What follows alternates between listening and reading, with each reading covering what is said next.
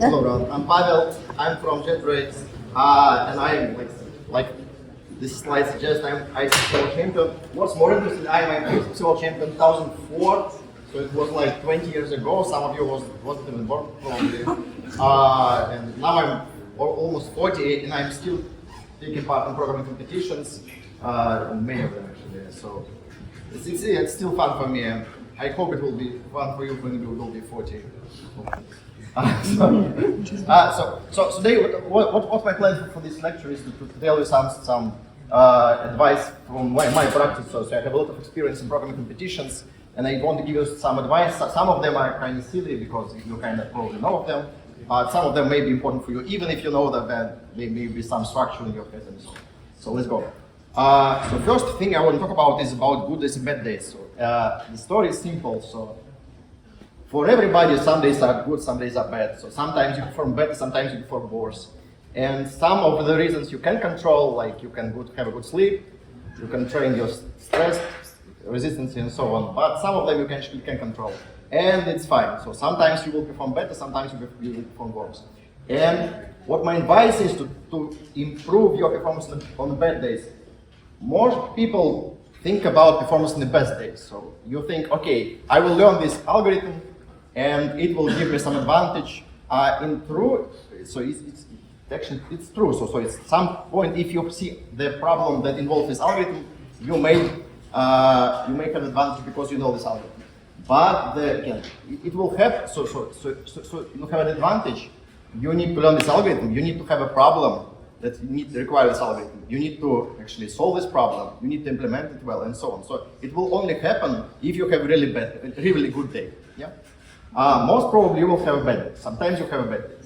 And again, I just include this picture to make this presentation more scientific. So, like you see here, so even if your good day performance is the same, if you just improve your bad day performance, your average performance will be much better, and will be much more consistent.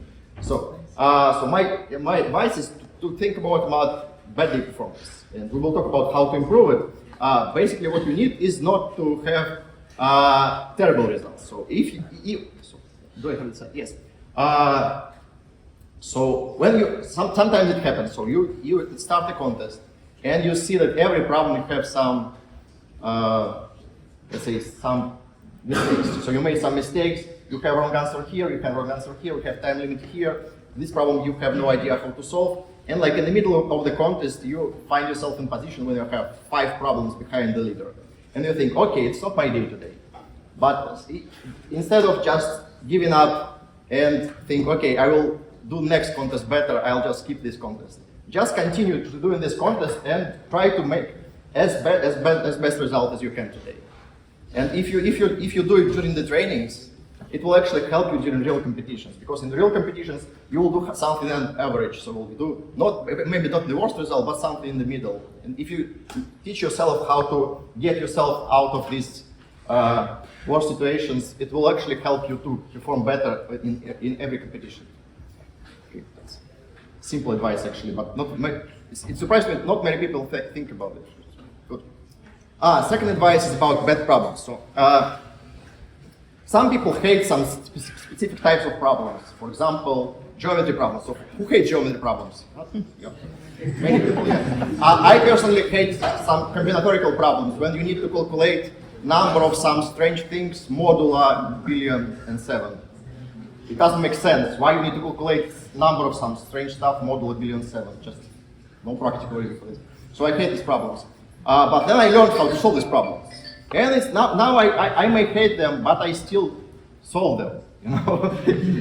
And my advice is really simple. So you don't need to love problems to solve the problems. So when you see the problems that you think, okay, I hate these problems, and when you face this problem in your competition, just learn how to solve it and go on. So it's not about loving problems, it's about solving problems. And it actually helps you again in life. So in life you will most probably face a lot of problems that you don't actually love to solve. But again, just learn how to do it. And if you learn how to do it, it will make it easier for you to solve them.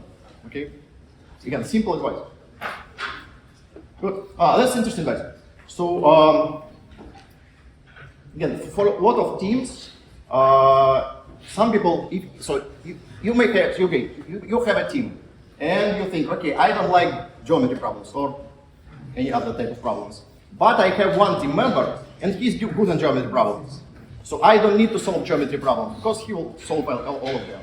So if we see geometry problems, we'll just move it to them, and he will solve all the problems, and it's fine. That usually works. So if you have really good team members, it will probably work. But not always, because that one team member may have a bad day, like we discussed before. So it's much better when you have when you have several people who are capable of solving geometry problems. Or if you have like 5 geometry problems in the same contest. It actually happened to me. Then it's really bad idea to give all 5 problems to the same person. You need to like split them between them. So it's again, it's good when you have some specialist in some specific topic, but it's much better when you have more universal knowledge module. Simple. About team communication. Team communication is very important. So many teams, when we start participating in team competitions, they go from individual competitions, because usually for high school competitions are all individual competitions. There are not that many high school team competitions. So when we move to team competitions, they struggle a lot just to figure out how to do it, because you have 3 persons who all have different opinions. You have a single computer. You need to manage your time well, and so on. So team communication is very important, especially if you're new to programming competition, new to team programming competitions. I have several simple advice. First simple advice is to share your ideas. So what is the story about this? So when you start a contest, usually first few problems are kind of easy problems. So you can divide them between you, and every teammate work on some problems. But when you move to hard problems, it doesn't work, because hard problems need to not a single idea, but several ideas. Yeah? So you need to make several steps to solve the problem. And it's much easier to do it when you discuss this idea. So one teammate may come up with one idea, another team member come up with another idea, then you combine these ideas, get the solution. Happens to me all the times. So even now so I participate in team competitions online now, so we don't meet together because we're in different countries. So we have every time we have a conference call to all other team members, and we talk a lot. We talk whole competition every time, and it helps a lot, because you cannot solve. Probably you can solve problem by yourself, but it's much easier to solve problems when you have someone to talk about. Simple idea, keep track of what you're doing. It's actually, so what does it mean? Just don't put yourself in a situation when one of team members use the computer for an hour and you have no idea what he's doing. That's a bad situation, because it may be that he solved the problem it already solved by another team member. Or it may be he's solving the problem that you know its solution is wrong, because he didn't discuss with anyone his solution. So he's spending the time. Time is very precious. Computer time is very precious. We'll talk about it. So just keep track. Always discuss what you're doing now. So I'm raising this problem. I'm raising this problem. I'm solving this. I have idea about this. Just keep track of what everybody doing in your team. Very simple advice. I'm repeating it again, but okay. Well, that's a simple idea.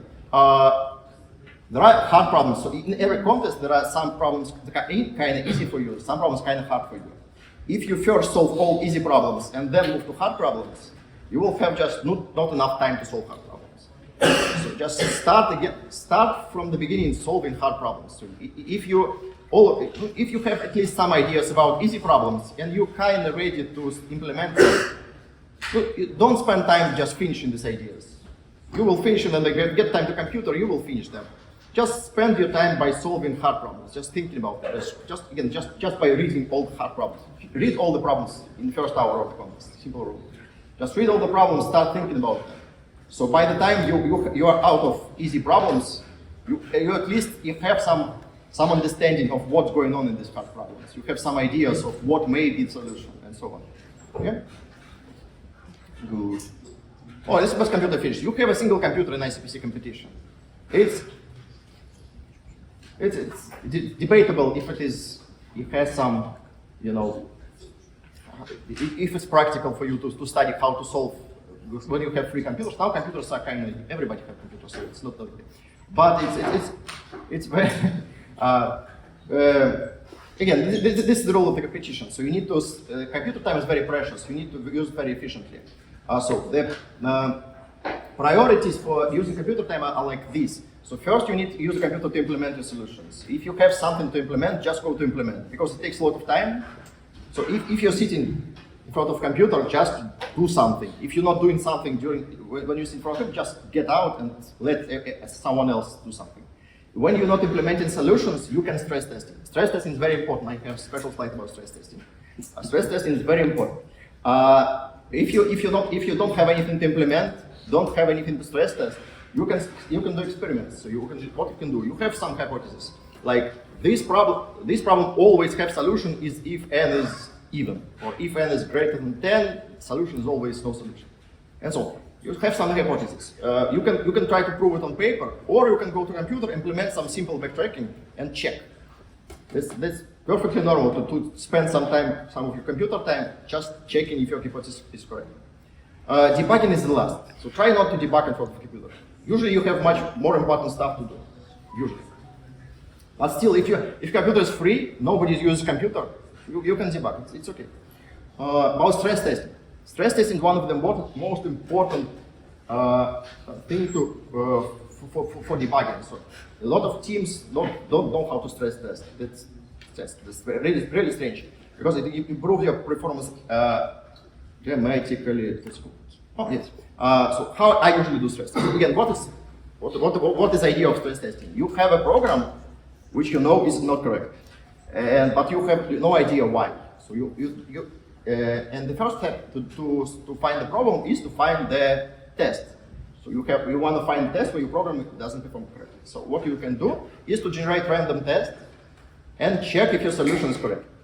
So usually you do it like this. You implement your solution, you implement some stupid solution, and some generator. I usually use generator in Python just because it's faster. So I generate Python, and then I have bash script which just runs this generator, runs both solutions, check if result is the same.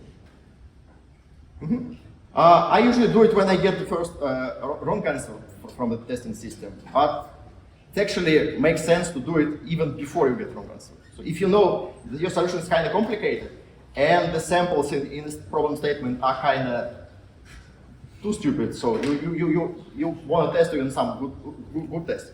And if it's easy to do, I usually always do it.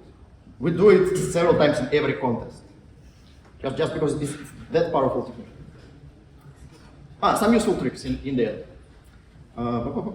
First submit print. It's old technique we used in old days. I believe it's still useful today.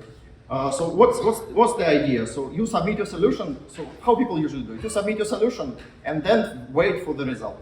Yeah. And if you have like few hundred of tests, it may take a few minutes to test your submission. Don't waste this time. So just submit the solution and immediately print it. And again, move out of the computer. So you submit solution, print solution, move out of the computer, and let someone else to implement their solutions. And when you get the outcome, then think, if it is accepted, you're fine. You have some free sheets of paper. If it's rejected, you have your printout. You can debug. So you're saving these few minutes before you submit, after you submit, and before you get the outcome. Programming paper, again, that's probably for more advanced team. So when you advance to some level, the bottleneck of your performance is actually your computer time. So you just don't have enough computer time to implement all the solutions that you have. And what you can do is to actually implement your solutions before you go to computer, basically. So you start to program in paper, just write at least some skeleton of your program. So when you go to computer, you spend less time implementing your solutions.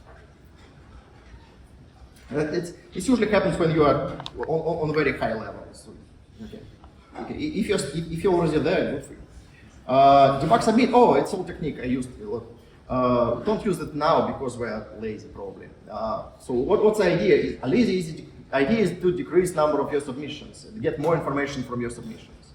So when you have a program and you have multiple places when you can get wrong answer, like you have you have to construct something in no more than something steps, and you may have wrong answer because you construct wrong object, or you used too many operations, or something else. So you have multiple ways to get wrong answer. And just get wrong answer from testing system, you have very little information. What you can do is to put some asserts or something like this, like when you get time limit. So when you get wrong answer or runtime error or time limit, you get more information, you have less number of submits. Okay, finally, the most important advice. So the most important advice I give you is very simple: have fun. People told you this several times today, but I want to emphasize it again. It's really important to have fun. So if you're not having fun in these competitions, you're doing something very wrong. Because this competition is really, so some people take part in competitions, they think it will help them to get a good job or something like this. There are probably many other ways to get a good job in programming, actually. So programming competitions are very, very good, not because of your job perspective. They are good because you have fun during it. So if you're not having fun, try to fix something in the way you participate. So you're in Budapest. Just have a good time staying in Budapest. Have a good time in the competition. During these 5 hours of solving the problems, have a good time, and so on. You're in a wonderful city, seeing great people, having great competition, solving great problems probably today. I don't know the problems, but I'm sure they will be great. So try to have fun and try to spend these few days as good as possible. So that's all from me. Yep, thank you.